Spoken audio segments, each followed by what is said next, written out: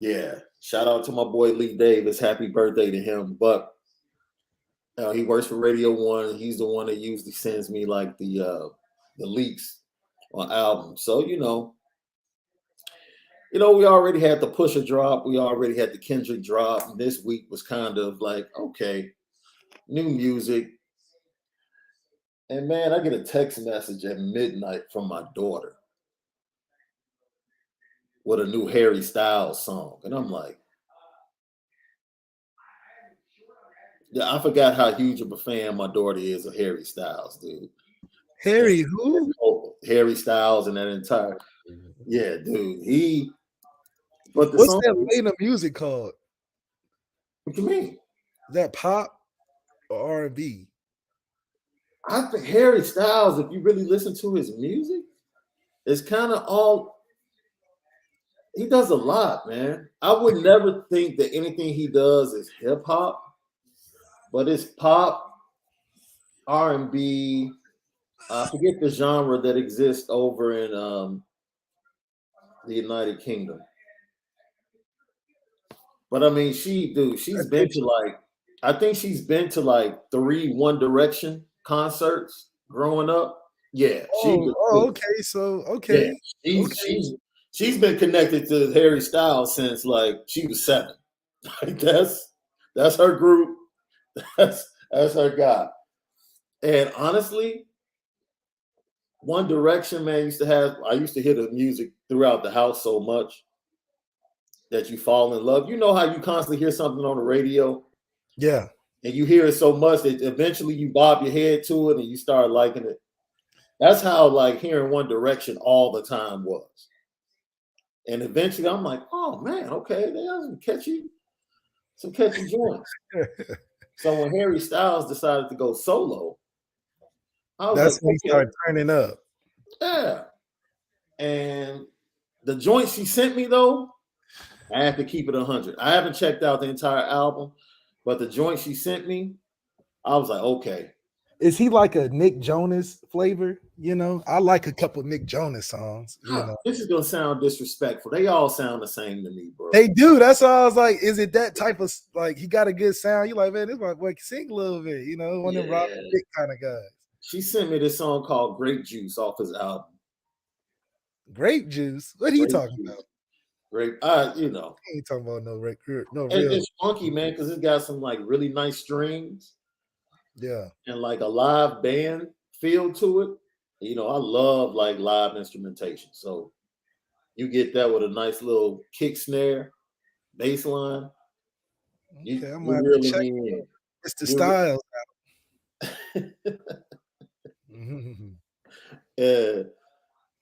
Yeah, see? Alex Pazentes, thank you for tapping in. He says, As It Was by Harry Styles, got a nice happy vibe to it. No cap. Look. No cap? It's like that? Look. Yeah, Jay Henry said joint was sliding on the low. Hold on now. Is there a little fan base? No, I'm telling you, man. Look, I'm going to give you a bit of advice, right? As little man grows older, he's going to listen to some things that you're going to question as his parent. I'm just telling you. There are some things you're going to hear through the house, and he'll be like, what the hell is he listening to? What is that? All I'm telling you is to have an open mind. Oh, like it's like kind of go with it. Have an open mind, because eventually what they will do is that they'll add to your music palette. So I'll be more hip to what like the new sound is. There you go. So you can go to you can go to the college campus, sit with the friends, and actually know what they're talking about when they start talking music. Because then they start talking in code because of the music, and you gotta follow. But me, I'm sitting there and I'm telling them about how melodic the new Dirt is when I was out there in March, and they're looking at me confused, like, you listen to Dirt? Like, yeah. Yeah, first of all, Dirk been around for a minute. It ain't like he just started. Dirk been around for a good minute. You know, and she brings up Harry Styles, and I'm like, yeah, all right, cool. I have something to say. I'm not just sitting there like, I don't have to give a thesis on his music. I'm familiar with it. I'm open-minded. And when I can actually say, yo, that's a joint. Like, yeah, that's a joint. I rock with that. I'm not about to sit up there and beat it in the car today as I'm riding down Lakeshore Drive. It's not on the daily playlist. Nah, none of that.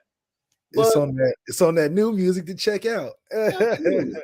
Lucky Lefty Podcast. I'm Shaun Davis at SD2 Mics. That dude right there. He is the original Lucky Lefty himself, Malik Zaire. And we are featuring and brought to you by Onora Whiskey, OnoraWhiskey.com. It's that premium American whiskey, OnoraWhiskey.com. Man, it's good to be right back with you. Really good show last night. Jimbo.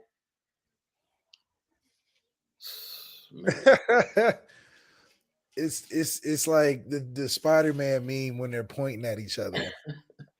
Like, seriously, they're both like very petty in the fact that, you know, it was just an opportunity. It's an opportunity to really get out there and talk about what's really keeping these guys in these positions. Yeah. They ain't say nothing about coaching technique. They didn't say nothing about, you know, secret fundamentals. It was strictly off the field business that promotes a lot of their business on the field. So I'm glad it's coming to light because they can't throw any dirt over there in South Bend because we are the cleanest program, it looks like. And Marcus Freeman's selling water to whales out there. Every kid we talk to that's a commit talking about, oh, it's not that big of a deal, but 25 to 30 million flowing to get a number one recruiting class that takes A&M, that's saying a lot. And kudos to man, they kept Prime high-stepped through this entire situation like he did on the field. He's flat out high-step. Have you seen the video? I'll pull this up later in the show. Maybe have you seen the video of Prime battling with his son Shador? No, I haven't seen it. Like rhyming. Like Prime wrote some rhymes.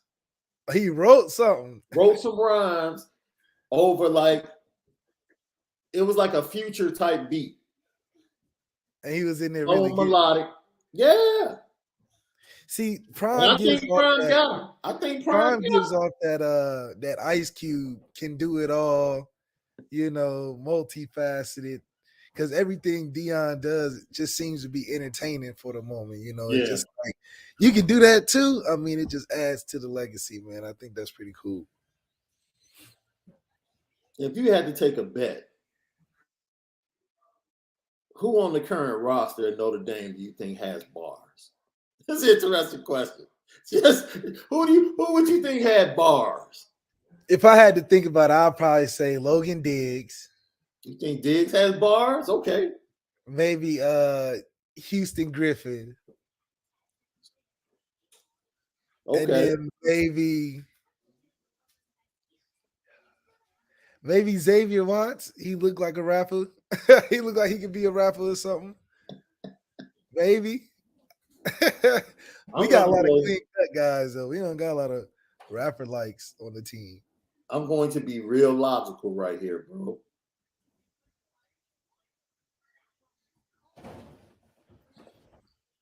I'm being logical here. He talks so much, he has to have bars. Jay Mickey. Has to have some bars. And he's from the West Coast. Okay. He has to have bars, bro. That's right. Because he's talking a lot. So that's from his mentality. I know he's putting rhyme schemes together as he's talking stuff. He like, right. You know, he rhyming out there. Right. And I'm going to go and say on the defensive side, that's the defense side. On the offensive side of the ball, I'll go with Jaden Thomas. See, okay, I can rock with that. I think Logan Diggs got more of a more of a rapper in him from a mentality. Like the man, he got the edge to him. I think there's just a lot of clean-cut guys on our offense. That could be.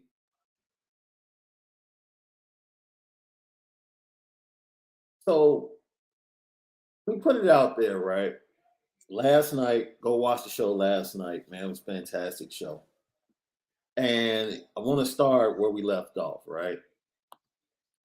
And so for those of you that didn't watch last night, you heard what Nick Saban said, but what's even more, Nick Saban said what he said. Jimbo Fisher responds, right, bro? And 24 hours after hearing Jimbo Fisher respond, I'm going to step out there and say, I thought what Nick Saban said was damaging, but what Jimbo Fisher did was worse, bro. It was because he tried to open investigations on Saban, like, go take it's deeper than the NIL. Take it to ask any coach, ask any. It's like, all right, because somebody gonna be like, maybe I should, and then you're gonna find stuff you probably wouldn't be good for college football. It was funny because I just felt like, man, like I said, listening to it, like for those of you that missed it, like it was just it's literally 3 minutes of Jimbo Fisher doing his Nino Brown. Like, but the crazy part was I thought the other clip of the coach where he's like he quit the quit fantasy league because he didn't get Drew Brees. Right. He did my son in Scrabble. I thought that was like a joke, like a parody or something. That was a real thing. Right. So for those of you that missed it, man, it is about a minute and a half of Jimbo Fisher just going, just burning the entire house down. Like, just the rest of the SEC presidents, coaches, just have the big eyes because they're like, what are these dudes doing? Jimbo Fisher. Last night in Alabama? Yes, I would. First of all, I'll say it's a shame that we have to do this. It's really despicable. It's despicable that somebody can say things about somebody and an organization. More importantly, 17-year-old kids. You're taking shots at 17-year-old kids and their families. That they broke state laws. That they're all money. We bought every player on this group. We never bought anybody. No rules were broken. Nothing was done wrong. It was all and the way we do things, the ethics in which we do things. And these families, it's despicable that a reputable head coach could come out and say this when he doesn't get his way or things don't go his way. The narcissist in him doesn't allow those things to happen, and it's ridiculous. But when he's not on top, and the parity in college football he's been talking about, go talk to coaches who coach for him. You'll find out all the parity. Go dig into wherever he's been. You can find out anything. And it's a shame that you got to sit here and defend 17-year-old kids and families in Texas A&M because we do things right. We're always going to do things right, but we're always going to be here. We're doing a heck of a job. These coaches have done a great job. Our players have done a great job. The whole organization of recruiting people. It's despicable that we got to sit here at this level of ball and say these things to defend the people of this organization, the kids, 17-year-old kids and their families. It's amazing. Some people think they're God. Go dig into how God did his deal. You may find out about a guy that a lot of things you don't want to know. We built him up to be the czar of football. Go dig into his past or anybody that's ever coached with him. You can find out anything you want to find out, what he does and how he does it. And it's despicable. It really is. And it's a shame we have to sit up here and have this conversation about things we do. And it's personal to us? Yes, it is. It's personal to A&M. It's personal to our players. It's personal to our coaches and everybody involved. And I know the guy. Know him really well. It's amazing that we're allowed to do those things. It's really despicable. And I hate it. For our players who are coming here, who did things the right way, have done things the right way, and will continue to do things the right way, I apologize to you that people insult you publicly the way they're doing it. And our fans, I apologize to you guys for people saying those things about Texas A&M. But I promise you this, there are no violations. There are nothing wrong. It's the second time we've had to do this with grown men who don't get their way and want to pout, throw a fit, and act up. Just go ask all the people who work for him. You know exactly what he's about. I always said this. My dad always told me this. When people show you who they are, believe them. He's showing you who he is. Questions? To the left, Olin. A couple of things. Jimbo. First of all, have you had any contact with Nick since? No, he's called. Oh, he's called. You just didn't take Hey, Not going to. We're done. why you do that? He shows you who he is. He shows you who he Why is. you And then do? I just wanted He's to. the greatest ever, huh? And then I just wanted You to. got all the advantages. It's easy. I just When you got all the advantages, it's easy. My thing is, why are you dry snitching to the point where you're quoting things that you're damning yourself with? Because what do we say about you leaving Florida State? What do we say about that? You act like you just started at Texas A&M yesterday and you clean record. Your Florida State, the way you left it was abysmal. The same similar strategy of an Urban Meyer. And the only difference is Urban not going to speak on that. He's not going to rattle himself, if anything. So I do think this is a matter of pouting by Jimbo, because the guy that's on top was talking stuff, and it's rare winner is talking stuff. So I know he's probably feeling a little more forthright and saying stuff because they won last year. So I do think October 8th is when they play, and Saban's got something for him, especially when he tried to reach out. Saban, I feel like, will be more genuine and be like, all right, I'm calling you because I acknowledge that I may have went over crazy, but it's his gloves off apparently for Jimbo. I got Will Chesnick checking in, said I got Rocco Spindler. That's probably raps. I can see Rocco Spindler rap. Hey, you know what though? Let's keep it a buck. Let's keep it a buck. I think Blake Fisher probably could have some bars. I mean, I ran into him at the shop. We got our hair cut at the same time the weekend of the blue and gold game. I can see Blake having a few bars. Big men aren't always the ones that are the locker room rappers. It's usually the receiver, DB area, maybe a running back here and there. But usually the linemen, they so collected together, they usually don't have much personality. So, the most famous, bars, I don't know, you've seen the video, it's been out there. Malcolm Kelly, who was a wide receiver for Oklahoma back in the day. Yeah, with the grainy video. Yeah. Video. That's classic. That's like the Saban Austin YouTube video. It's like a classic football must watch if you're a football fan. Did you guys even do any ciphers, man? Did we? We did them all the time. Word? We just always in between trips to going to games, or in the locker room after practice, or getting ready for practice. So we trying to get some music, get the energy going. But we always had something classic going on in the locker room. That's funny. Charlie Weiss. Last belt loop. Thank you for the super chat. This is where the reporter should ask, hey, Coach Jimbo, you coached 6 years with Saban. Mind expanding on your statements on coaches that coach with Saban, knowing his recruiting secrets. Man, it's crazy. What are you talking about? He got to a point where he knew he was wrong. He recognized that he was wrong. And that's when things got real tricky. Because he was like, you know what? I can't go back now. Yeah, it was one of those things you just got to expressing it, and it got to a point where you done said too much. You know what I mean? And people gonna respond how they feel necessary. Garland Doxy said Coach Stuckey probably be out there spitting them Bible verses. He probably does. He looks like a lot of truth or flame or some other electronica.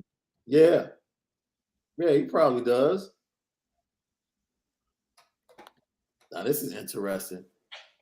It's Friday, so it's a full of culture Friday. What about coaches? Who do y'all think got bars on the staff? I think Mike Mickens got a couple bars. Definitely. Coach Mick has bars. I think Coach Mickens got some bars. When Coach Mick comes on the show finally, we're gonna put an instrumental and let him freestyle. Just for the intro. Introduce yourself with a little something. You think Coach Freeman low-key has bars?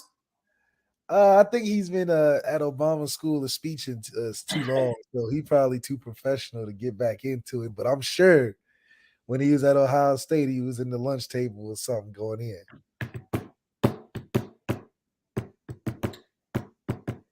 Oh, lunch tables, dude. That's the best. That was the best in high school, dude. Already. Hanging on lunch tables? Absolutely. Lucky Lefty Podcast. I see everybody's what's going on in the chat surrounding Steve Angeli. This is crazy. Steve Angeli, I'll say this, has surprised me from what I've seen in practices and also what I saw in the blue and gold game.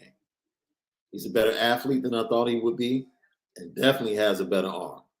So this is Steve Angeli tape. Dude, no, I'm looking in the chat. You got people talking about he can win the Heisman. You got people talking about he's not that good. I mean, I always look at it like what makes him stand out. Yeah. What is it that's standing out about Steve? Is he the best athlete?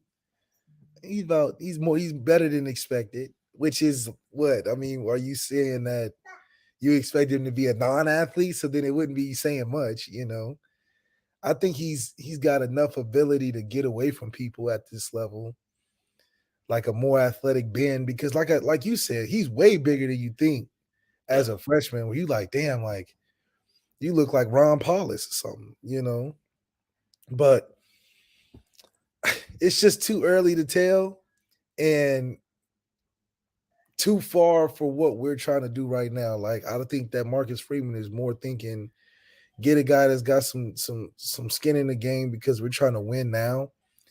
And we just it's good upside for Angeli. I think he's making a great case for himself.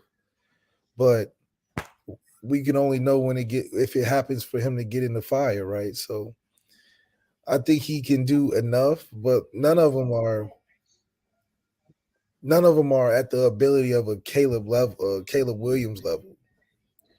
So I think that we have a good room, but is it a Heisman room where somebody in that room's going to New York? Yeah. I don't know. Funny. Yo, I heard Double H has a few bars at times. Dude. He messed up on a blocking assignment. He got some bars for you, all right. He got something for you. Yeah, Harry has the mixtape. He has the mixtape bars. Yeah. He got them uncut,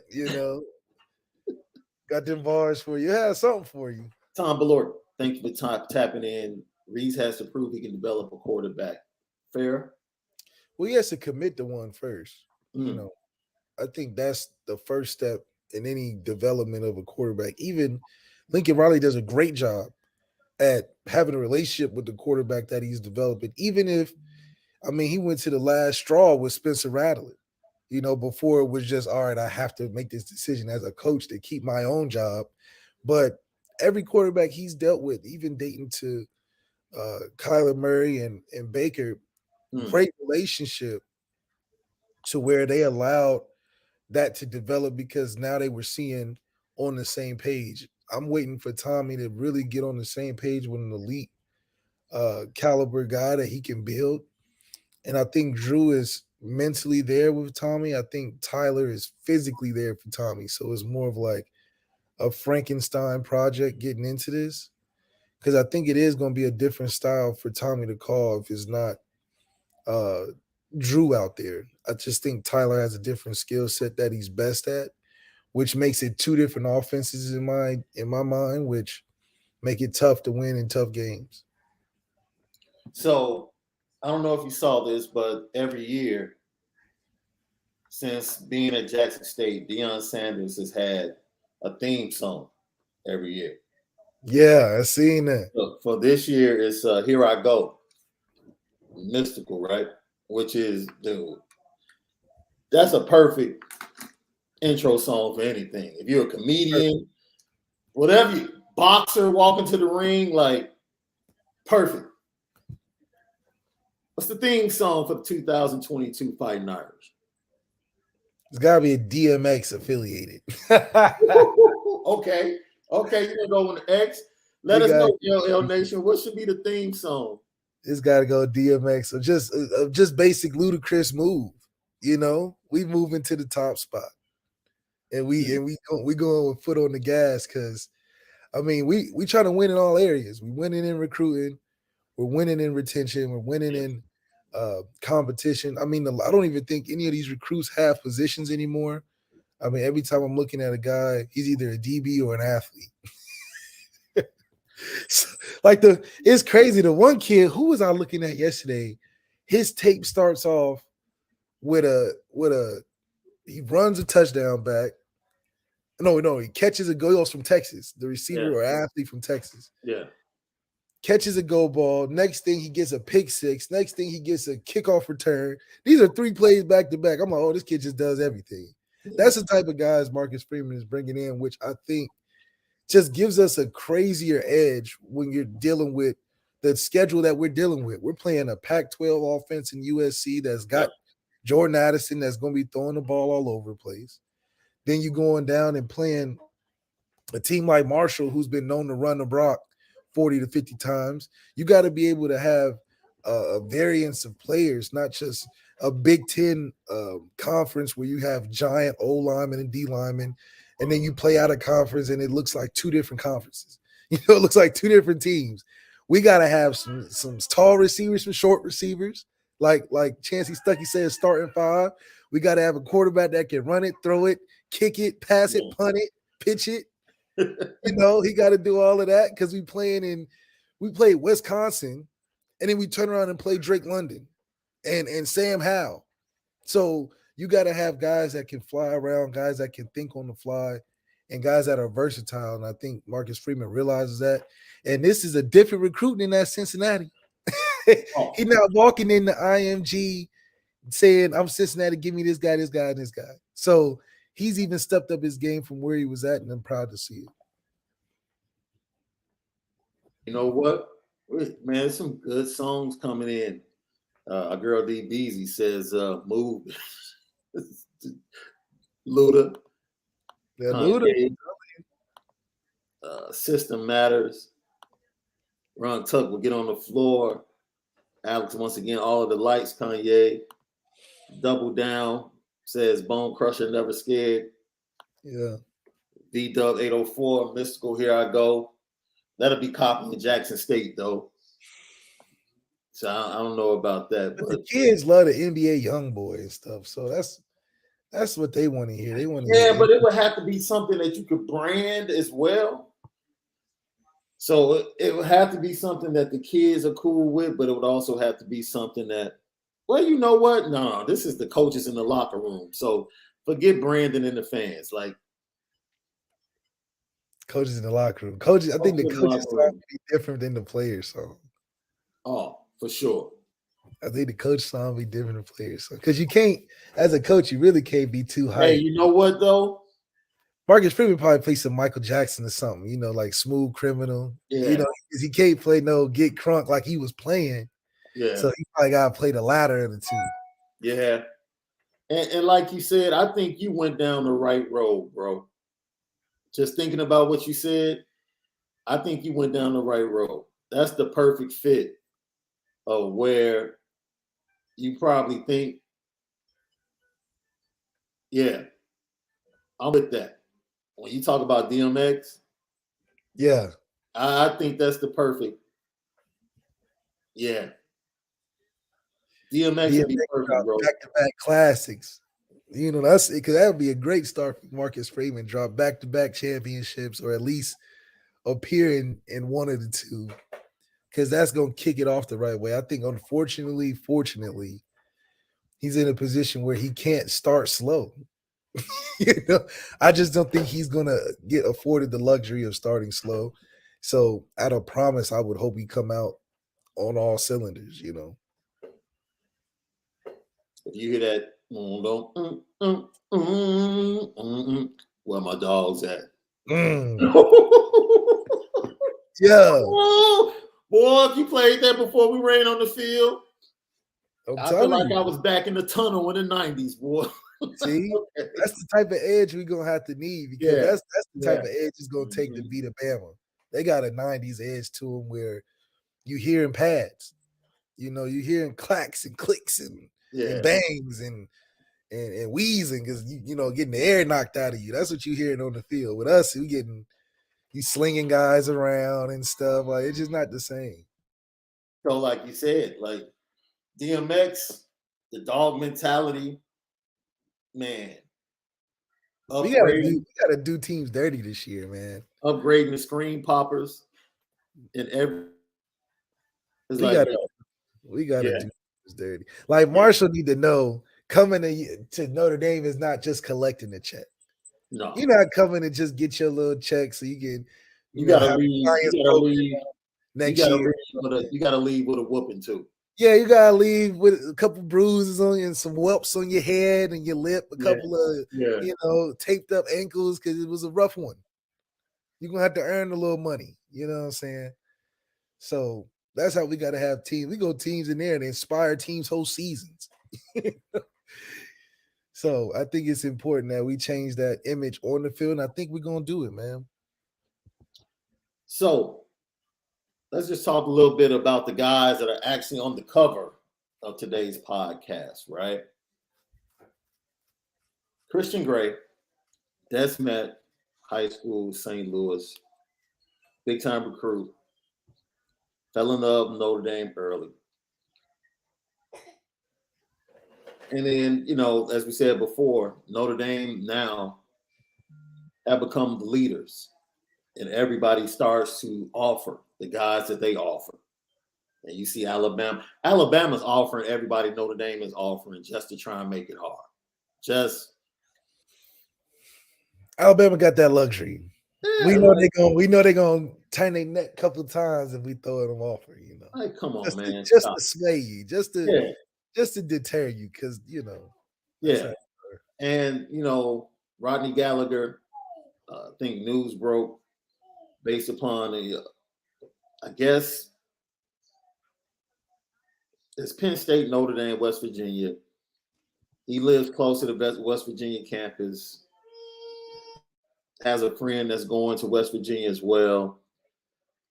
Like we said last night, I'm all for kids finding the right fit, the best school for them where they feel more comfortable.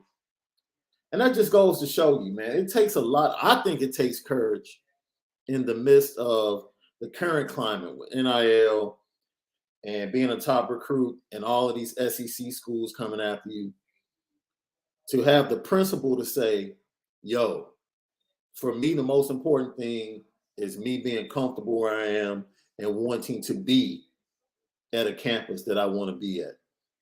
Like, to me, that's all about just being a kid and making a decision. It's like, is the situation in college football allow you to even be a kid anymore? I feel like you can't even take the approach. That's a good point. Just because it's too much going on at high stakes now. Yeah. You got to be a young professional, because you can't just say, I just want to play football. I just want to play basketball. Because you got to think a little harder now, because it's the people around you. Yeah. That make it hard, because now, your coaches in and out. You got money flying around. You got your school you thinking about. You got depth charts. So, yeah, go to a school that you like, but you're going to have to do some homework. just do some homework. And, like you said, man, it's close to him. A campus he's probably familiar with. Area he's probably familiar with. And, cool. That's just another receiver we can go after now. See, now you can officially call, that's the theme song for the Notre Dame recruiting coaching staff now. Anything that starts, any old school Busta Rhymes song that starts with flip mode, come on. Because we're about to start flipping players. Flipping committed. It's flip mode time. Don't let us have a good first season. No. Don't. No. I know Saban was saying don't let this get out of hand because I'm going to take advantage, but don't let us. And we doing it the right way. Don't let us, because now once we win, the NIL is going to come in without no effort. Yeah. We don't have to search for – you're going to have people be like, oh, Notre Dame's a top program. We know Notre Dame's an elite school. Yeah. And they winning. Oh, yeah, we want to do business. I know there's some players over there that want to get some money with. So it's too many winning outcomes that you can have at Notre Dame, as opposed to like how you got the struggle of the Alabama, Texas A&M, where they know they have to, at a certain level, recruit at that, because what else do they have? If it's not a duffel shuffle, a lot of kids don't want to go to school in the middle of nowhere. College Station in the middle of nowhere now. Man. So it's going to take a little bit more than just some hot tubs and cool jerseys. And the thing I love it. Like, if he doesn't choose Notre Dame, I love it because I love a kid getting the opportunity to be a kid and not be swayed by the business and everything else that's representative of modern day college football. I'll talk Christian Gray. It's a joy to talk to. He's an absolute joy to talk to. You know why? It is May 17th at like 6:30 in the evening. And this kid is telling me how nervous he's getting about the decision. You know what I'm saying? He's not thinking nervous too now. Like, he's not thinking NIL, all that stuff. He's just like, man, I like this school. I'm just nervous. Which makes me think when you're nervous, you kind of have an idea. Yeah. Of where you want to go. That's like you don't want to be wrong about where you want to go. There you go. You know where you want to go. You just don't want to be wrong. You just don't want to be wrong. And you still have another month or so before your decision date. Right. A lot of time. So now he's like, but it's like, he should be feeling that way. Yeah. He should be feeling that way. Yeah. That's the emotion you should get. Because it means you really trying to think about it. Absolutely. You ain't nervous. That means you ain't thinking about it enough to be like weighing the pros and cons. You nervous because you done weighed some pros and cons. Yep. And you did the math formula one time and it didn't come out right. You said, oh, shit, let me the math formula again. You said, okay, I can rock with that. I can rock with that. So it's one of those things where you're proud of kids that can do that because now how it's gotten so inflated with going and being a fake player, getting your jersey on and all this other stuff. Yeah. It's too much fluff that can distract you away from. Do they even got something I like in school? do they got something after school? If I make a phone call, I can at least show up to an interview, or is it I got 3-4 years to get all I can before I become another, kid out here. So it's a lot to go through, but I do think it's less cons when you're thinking about Notre Dame, just non-biased, just because there's so many things you can fall on. And Notre Dame is always going to be Notre Dame because that brand means a lot. So it's to think about. It's crazy because I think he's part of the 4x1 and 4x2 on his track team. And they go back and forth with another team in St. Louis being the number 1 and number 2 ranked relay teams. Sectionals are coming up for him, and then on to state. And that's like the release for him, man. Like he's like, yo, track takes me away from all of the anxiousness, the nervousness. I love seeing kids being kids, man. Yeah. Like this world speeds up the process so much in so many different ways. It's not fair. No. But there can be better outcomes than what we had, though. Yeah. Wasn't a lot of tracks, even dating back to 2017, as recent as that was, wasn't a lot of tracks for you to go if it wasn't 3-4 years into the NFL. Now, you got all these semi-professional leagues out here. I'm not gonna say semi; they're professional. You got these professional leagues out here. Yeah. You got opportunity to stay in school and make some money.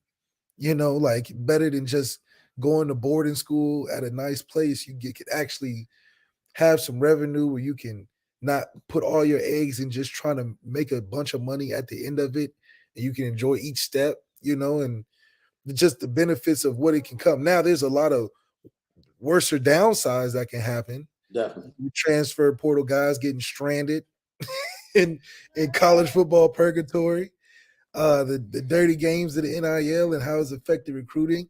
I don't think it has made it an even playing field only because there's not enough elite players that are getting NIL deals that can sway, the college football pendulum to where Jackson State is beating Tennessee on a yearly basis, But I do think for the kid to get the most out of the experience with the status that he has, I think it can highlight other schools and give them more credit that there's more options. Sometimes I think kids get so drowned in watching TV with the 4 or 5 schools that show up on there all the time that they forget that Wake Forest is a solid school.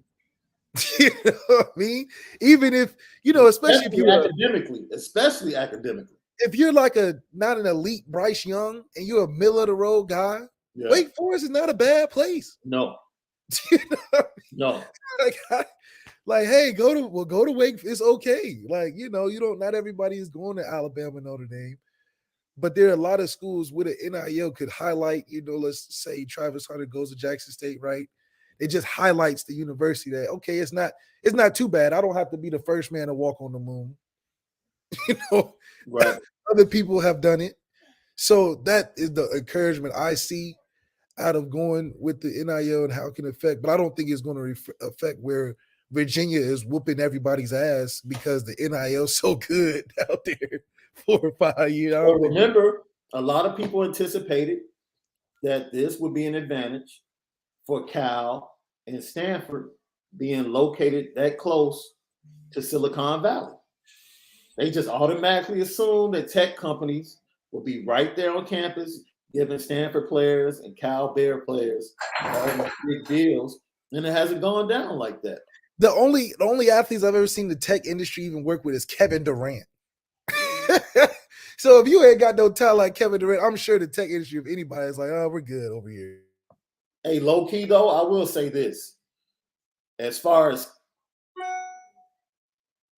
Vandy has a fantastic campus. Like, all things being considered, Nashville's a great city, great weather, and the campus is absolutely amazing. Where'd you say? Vanderbilt.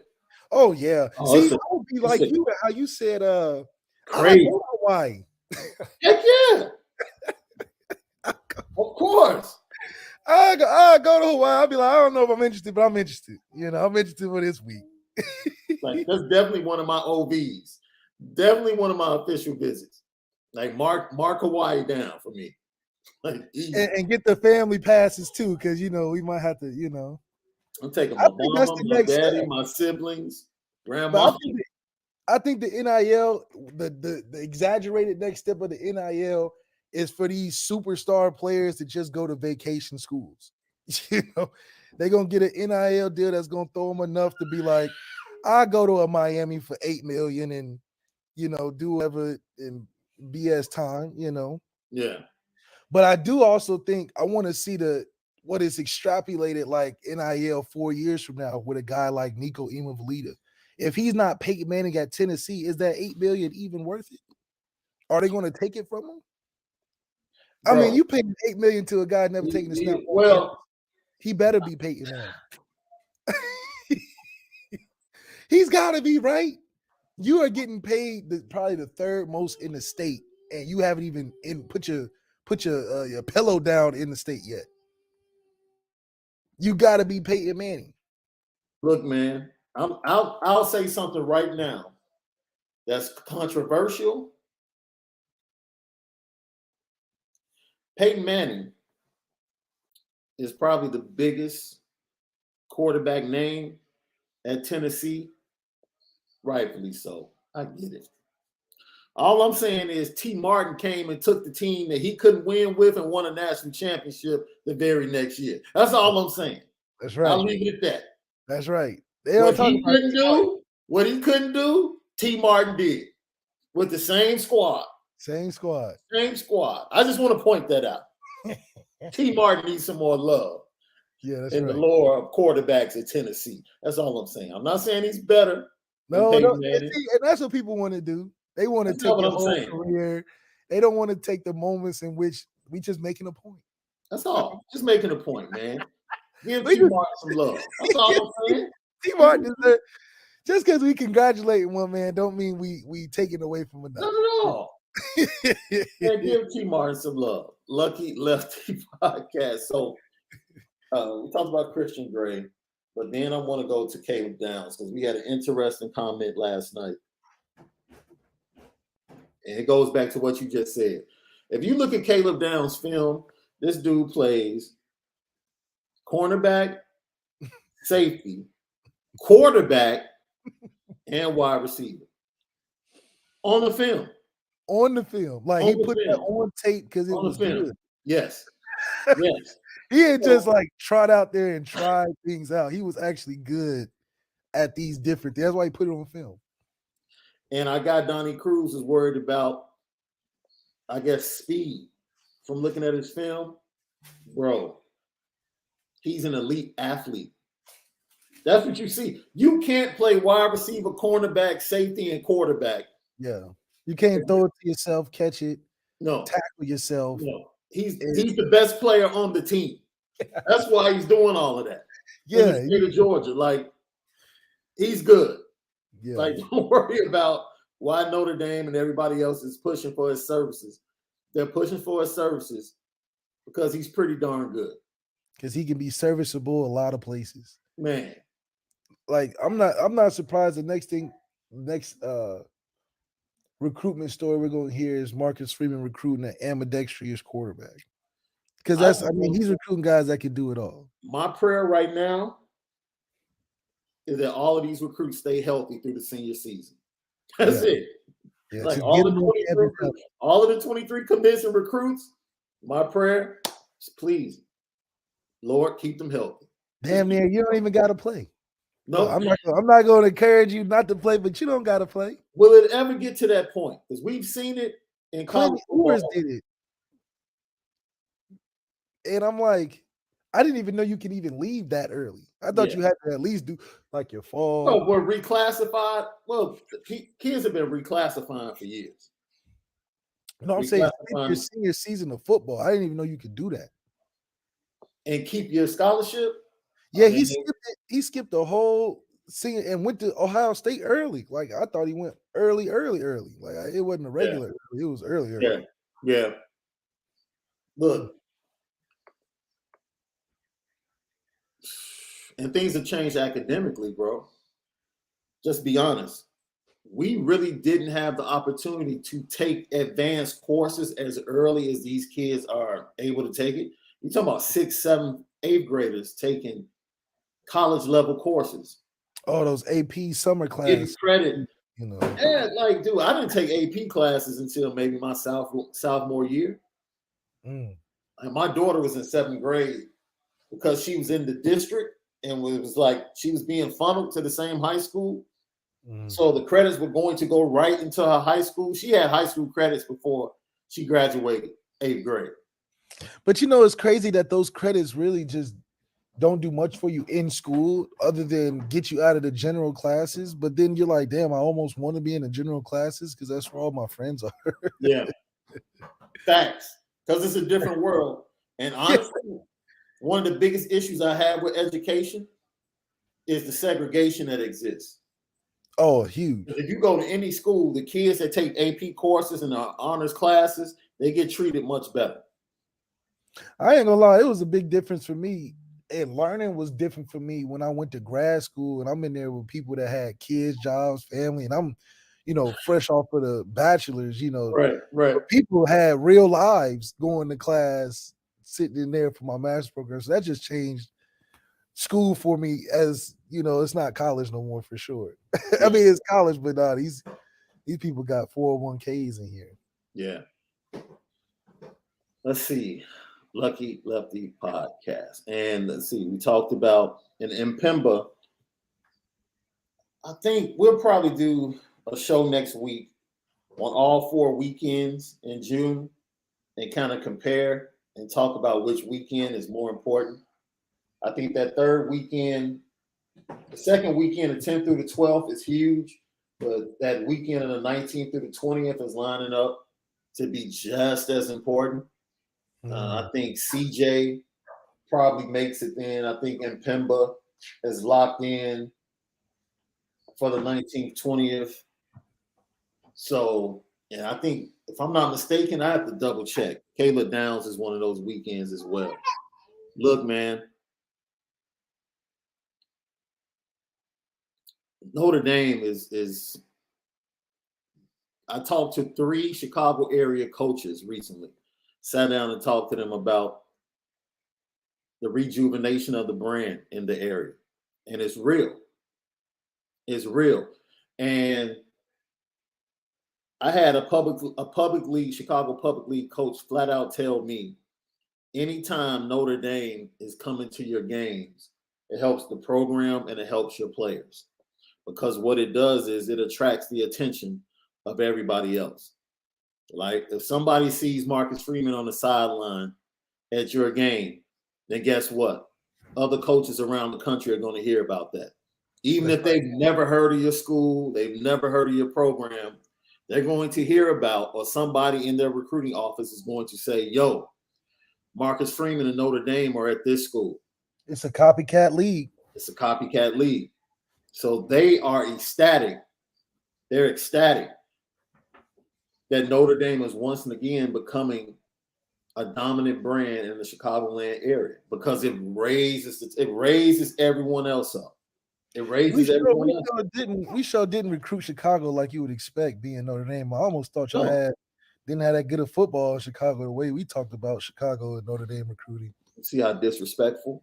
Do you realize Chicago has more lettermen than any other city in Notre Dame history? Really? I wrote the story, dude. You can go read it on Irish Breakdown. I'm gonna have to go read that. I'm just saying. It's not Dayton. I can tell you that. Listen, Dayton, we just produce quarterbacks and head coaches, man. That's all we can really put. Here we go. I think better Pennsylvania produces better quarterbacks historically, right? What? Ben Roethlisberger? Don't disrespect. First of all, we can start with Marino, Montana. Don't start. You would really want to go down a long history of Pennsylvania quarterbacks, bro. Joe Burrow, Troy Smith, Ben Roethlisberger, me, Braxton Miller. Who else we want to talk about Ohio quarterbacks? We got some great ones now. Oh boy. Pennsylvania got a couple, I think we win from a depth perspective, but they got a couple obvious, home run hitters, obviously. But wait a minute. You said from a depth perspective? Yeah, we got way more. They may have the more famous ones. Okay, bro. Okay, here we go, man. Okay. Johnny Unitas, Joe Montana, Joe Namath, Jim Kelly, George Blanda, Johnny Lujack, Kerry Collins, Terrell Pryor. We stopped right there at 7, right? That's more famous. Now I'm gonna just remember that number because I'm not counting Terrell. We got better quarterbacks than Terrell. Even though Terrell's great, I'm gonna leave it. I'm gonna give y'all 7. Now you gotta talk about Ohio. What's the Ohio list? No, don't forget. You stopped me. I can keep going. Dan Marino. I didn't mention Dan Marino. Okay, 8. Y'all got 8. Oh, then you got Rich Gannon. Rich Gannon was an MVP. Oh yeah, Rich Gannon was good for sure. Ron Powless, Notre Dame. Ron, you can throw Ron in there, Red Army. Shout out Ron. That's 10, bro. That's 10. Okay, Give me 10 from Ohio. Give me your 10 from Ohio. Let me get 10 from Ohio real quick. Give me your 10 from Ohio. Go ahead. I already told you. Hold on. Me, Ben Roethlisberger. Hold on. Ohio QB Brady Quinn. Stop. Hold on. We talking about Ohio quarterbacks, right? Yes. Go ahead. Hold on. I'll have to look this up because you clearly had it on deck to be hating. All right, here we go. You ready? I had it on deck to hate. You had it on deck. It had to be. See, I'm already about to. Okay, let's just keep it to Ohio. Now remind you, Pennsylvania went 10 deep. You talked about depth. Pennsylvania went 10 deep. We got Ben. That's 1. Count that out. Okay. Ernie Kosar. Count that one out. Okay. Brady Quinn. You can count that. That's 3. We got Brian Hoyer. He'll make it. Bruh. Brian Hoyer deep in the bag. Brian Hoyer, bro. You put Brian Hoyer in your top 4? Your top 4? Brian Hoyer got more years than Tom Brady. We got Charlie Fry. Come on now, work with me now. We got Charlie Fry. I can't work with you. I refuse to work with you. Charlie Fry. Come on. Now you're trolling. That's a first round pick. What you're trolling, bro. Oh my goodness. Greg Cook, Jason Garrett, Joe Burrow. Wow. Oh man, he talking about wow. Joe just played in the damn Super Bowl. Double down said if Hoyer's in your top 10, you lose, bro. Bro. Oliver Luck. It wouldn't be no Andrew Luck without Oliver Luck. We had Oliver. Oh my God. Roger Staubach. I'll give you as a connection to Oliver Luck, I'll give you Andrew Luck. Wait a minute. We don't need it because we got Roger Staubach. I'll give you Roger Staubach. Okay. That's what we got to be at 12 already. Good grief. Troy Smith. Your addition is off. Your addition is off, and you need to stop, bro. Right. Will Chesnick said Joe Burrow 15 names early. Like, you reaching, bro, with 5 fouls. We had to add it's not good. Whatever. Troy is helping you out. Troy said Art Sleester. Yeah, he was in there. That put it over the top, though. We don't need that many. That's like 20 deep. Oh, come on, man. Stop. Hoyer has more years than more quarterbacks, the quarterbacks you had combined. Now, I will give you, Ohio is definitely the cradle of coaches. I'll give you that. Without question. But you're reaching. You're trolling. And you're coming off. It's a Twitter poll. You're coming off. Oh, we should put it on the Twitter poll. Like which state has the best quarterback resume? Pennsylvania, Ohio. Yeah, that's all you got to do. Pennsylvania got guys like Kenny Pickett. Like, come on. Lucky Lefty Podcast. But kids like Samuel and Pemba, Christian Gray, as we wrap up everything we've been talking about, it's good to see kids that are approaching their recruiting. And I don't know the family background with all of these kids and how they differ. But it's just good to see kids being kids in 2022. No, yeah, facts. And if those type of kids that want to be kids and go about their recruiting in that way, Notre Dame is going to win the majority of those recruiting battles. As you take all of the other stuff out of the way and you just talk about football, education, and the rest of your life, there is no better product. It's just not. No one can compete. Right. No one. Like, yeah, you can go out to California and drive down Route 1 for about 30 minutes and hit Malibu. It's a great experience. It's a great experience. That's about all they have, bro. That's it. That's it. Lucky Pop. Yeah, they are kind of hating on they're kind of hating on Staubach. I don't know how. I mean, y'all didn't like the Cowboys till he got there.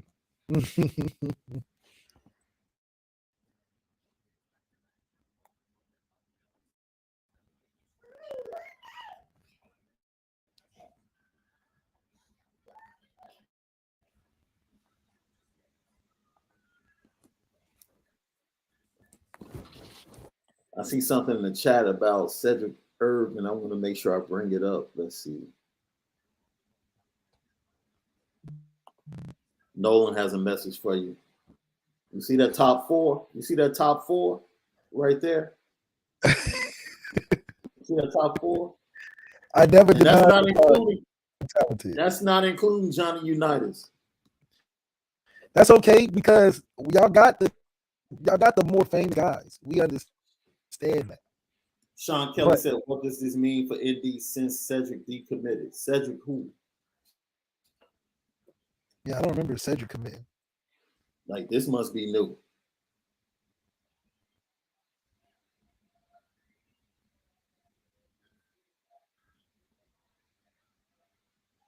So give us a moment to check it out.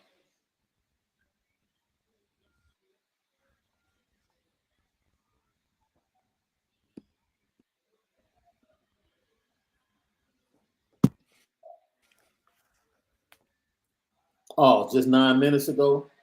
Yeah, he just posted, after speaking to my parents and coaches, I've decided it would be in my best interest to decommit from the University of Notre Dame, and I am reopening my recruitment. I appreciate everyone in Notre Dame for recruiting me. No sweat off our back. Richard Young will be on campus. Bro, that, you know what that is? That's a reaction to Richard Young, 5-star, Jaden Lamar getting ready to jump on and add it to the running back room. That's what that is. Yeah. Like, man. Well, we said that it's the class getting filled up where people going to get shuffled around closer to the end of the class because we just got too many guys that still want to come. Yeah, we're still recruiting, even though we got guys committed, and it's getting attractive. Once you're looking at the lineup that we're bringing in, you're like, oh, I got to be a part of that class. Yeah. And dude, you got Richard Young, Lamar, and like I said, Notre Dame is going into flip mode. They're turning to the flip mode squad. They're going after kids that are committed to other programs. They're not scared. 5-star kids, it's like, yo, this is the place to be. That's right. That's why Bone Crusher Never Scared might actually be a good theme song for the coaching staff on the recruiting trail. Oh, yeah, we're not scared of anything. Yeah. And we move it in silence. We don't need to be in the media complaining about NIL because we don't use it. Forget Richard Young. Just think about Cedric Irvin stepping into the running back room next year with Diggs, Estime, Price. Yeah, it's going to be stupid. Yeah. Nah. It's not enough footballs now. Yo, it's a smart move by him. It's a smart move by him, in my honest opinion. Him and his family, to look at things the way things are trending. Yeah, it's probably best. This is a good thing, yo. Remember when decommits used to be like, oh, man, we lost the dude. Dang, another dude decommitted from Notre Dame? Now it's like the vibe is totally different. Like, dang, Cedric Irvin Jr. decommitted? Oh, all right. That means we're about to go get another 5-star dude. Like, that hole is going to be filled. Yeah. It's not like we're going to reach to go get a 2-star or 3-star. Nah. We got guys. Like, somebody's waiting to fill that. Right? We got a break in case of emergency. Like, okay, cool. We can break this glass right quick. Make this phone call. Yo, you still interested? And that's all good. All we have to do. And that's all we have to do. Because Marcus Freeman is flying around the country, leaving a trail that people want to follow. And I think the more time that passes, more parents and recruits can start to see the effect of, when they sit down and go through all their notes, they're going to be like, man, Marcus Freeman really was hitting on the head a lot more than what we were giving credit for at the time. Yep. You know what time it is. Petticoat, petticoat,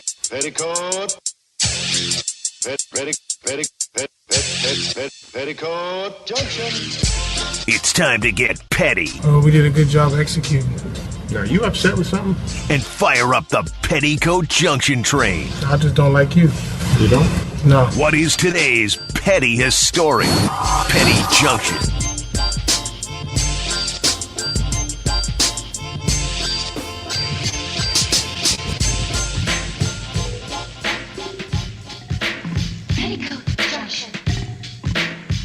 Petty Junction.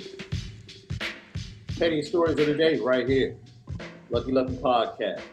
Brought to you and featuring Onora Whiskey at OnoraWhiskey.com. It's that premium American whiskey, OnoraWhiskey.com. Little man must be up in that bob in his head, loving the music. So he loved the petty train. Yes, sir. Yes, sir. So, bro, I don't know if you saw this. Sometimes people need to leave well enough alone. And there's a lot of podcasting out there that's taking advantage of bringing people in to tell stories about people that have passed away. And, this person would have done this and this person would have done that. And it's just it's gotten to a point where I'm like, you know what? I don't think I can do it anymore, bro. It just gets to a point where it's like, yeah, well, too much is too much. Does that make sense? Okay, that makes sense. Okay. So on the Breakfast Club recently, Bobby Brown was there talking about his new reality TV show. And Charlemagne the God goes on the petty train today. Oh my God. I hate Charlemagne. And the reason he goes on a petty train, because we all know that he's written 2 books. He's huge on mental health. Yeah. And he's talking to Bobby Brown. And he starts off the interview and he asks him about his son that recently just passed away. And he says, he pretty much talks about, I don't know how I could get past that, losing a child, like how do you do it? And Bobby Brown goes on to talk about how his faith has helped him. Then 10 minutes later, he comes back to the same subject and says, man, you lose an ex-wife, you lose a daughter, you lose a son. Like, man, how do you move past that? Bobby Brown just looks at him and is like, man, God and faith, I don't know what to tell you. Literally 10 minutes later, he asks Bobby Brown, are you in a constant state of grief? And Bobby Brown looks at him and says, no, man. And it's like, why do you keep trying to drag this man back to a place? Like, he's told you that he's moved on. He's told you that his faith has allowed him to pick up the pieces and live the rest of his life for the rest of his children and his family.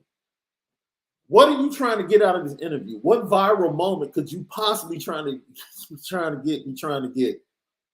It was like one of the worst interviewers tactics of an interviewer I've seen. So I got to put him on a petty train, bro. I have to, because that's one of the worst things you can do as an interviewer is constantly bring up somebody's past. Like, people usually don't even want to talk about it, but if they bless you enough to even give you a quote, then just feel happy. I think you muted yourself, bro. That's right. And it's crazy because he tries to go viral so heavy. Yeah. That you end up not doing your job, and you think it's so heavy on the viral moment that you realize, and you ask him the same question, you keep prodding at the same thing, you're not listening to what the man's saying when he's answering your question. So it just becomes an awkward moment where, I'm surprised a lot of people going through that kind of thing, you don't know how they're gonna respond. So thank goodness Bobby didn't snap on him too crazy. Yeah. And then I have to add Danny Green, Philadelphia 76ers shooting guard, decided he wanted to do an interview, talk about Patrick Beverley, then go on his personal IG, talk about Patrick Beverley, telling Patrick Beverley that he can't defend. Nobody thinks he can defend. And Patrick Beverley posted the metrics based upon ESPN that called him the second best defender in the NBA. Just elite level of pettiness. Elite level of pettiness, dude. I love it. Elite level of pettiness. I think we're going to end up seeing Celtics and Warriors in the NBA Finals, bro. I really do. I think that'll be the best look.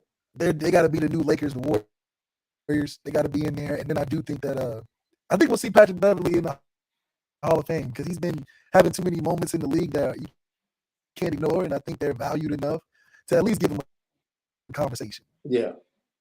So we thank everybody for joining us today. We hope you enjoyed today's show. If you missed last night's show, it was fantastic, man. Great show. Covered a lot, dealing with Jimbo, Nick Saban, Notre Dame recruiting. And today is just a continuation of that. We hope you enjoyed it. Don't forget, everything is available also on Apple Podcasts. If you are not a subscriber, subscribe right now. We greatly appreciate you. The success that we have had is because of you, LL Nation. We couldn't do it without you. So continue to support, smash the like button, and continue to grow along with us, man. We're doing this in the off season. I can only imagine how on fire everything is going to be the closer we get to the season. No, I haven't seen the Ohio State hype video for the Notre Dame game. I don't think I'll ever look at it. It's like, you know, we got a leg up if they thinking about us this early. We trying to get through camp, man. Ain't nobody thinking about no house. Yeah, Raging Cajuns jumps in talking about the state of Texas. Look, Raging Cajun, state of Texas, cool. There is no top 5 better than the state of Pennsylvania. Give me your top 5 in the chats after the show. I guarantee you there is no state top 5 for quarterbacks better than the top 5 or top 6 that Pennsylvania has produced. See, that's accomplishments. So they are accomplished. They're not, whatever. We'll talk about it. Especially, man, state of Texas, you better not have Andrew Luck on your list, because that dude, nah. He better not be on your list. You can throw Drew Brees on your list, that's cool. But you better not have that dude. You better not have that dude Andrew Luck on your top 5 list. Nah. Oh my goodness. Otherwise, that list is invalid. Immediately. We'll see you guys Monday. Another episode of Lucky Lefty Podcast. Have a great weekend. And as always, spin it different.